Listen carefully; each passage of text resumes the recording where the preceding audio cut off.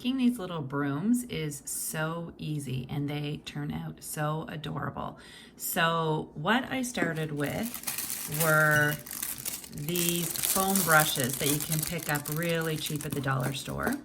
And I just pulled the end off. It's so easy to do. Then I painted this part with just regular craft paint to look like stain, but what I do is I water it down.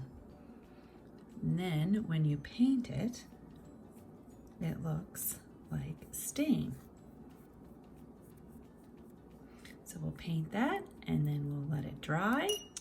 And we're gonna make a tassel for the bottom of our broom. And you're just gonna take some yarn, whatever color you want, wrap it around your hand, however many times you want. Let's say approximately 20. I'm not really counting here. Snip it off. And then we're gonna make the tassel by tying the top with another piece of yarn.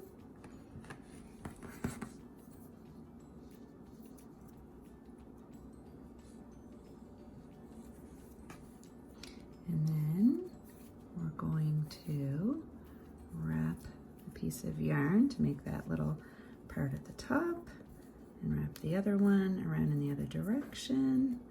And then we're going to secure that with a knot.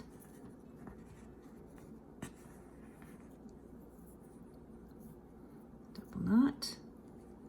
And then we have the start of a tassel. We just have to cut off the bottom loops. You can kind of trim it if you want. And then you have this cute little tassel. And then we're going to take our piece of wood. We're going to split this apart and we're going to add some glue.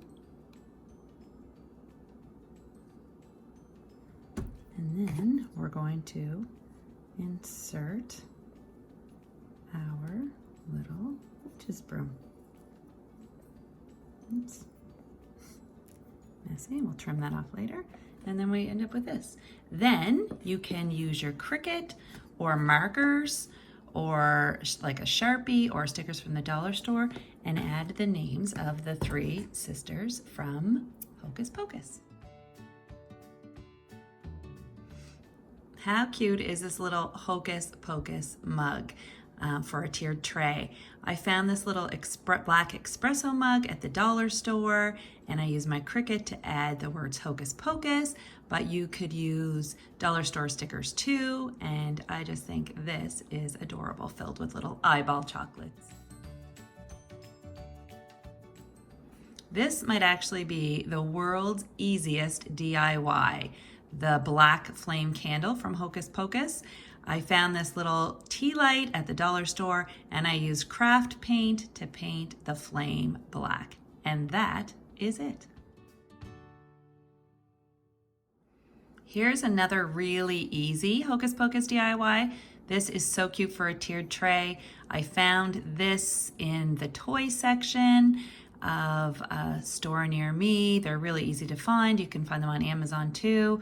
I painted the handles black and I painted the main part white with just dollar store craft paint.